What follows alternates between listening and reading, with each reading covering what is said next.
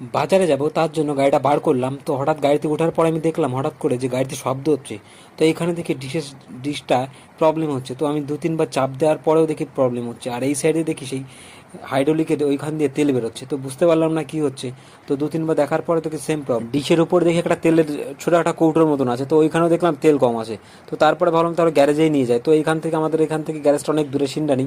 তো আমি ফাইনালি বেরিয়ে গেলাম সিন্ডানির উদ্দেশ্যে।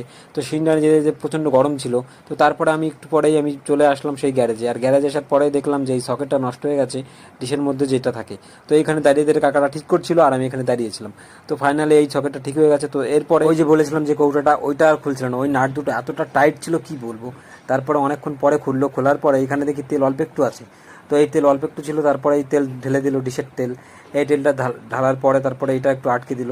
তো ফাইনালি দুটো কাজ আমাদের কমপ্লিট হয়ে গেছে, এইটা আর ওইটা, ডিশেরটা আর এইটা। এবার মেইন কাজ হচ্ছে সেই হাইড্রোলিকের পেছনে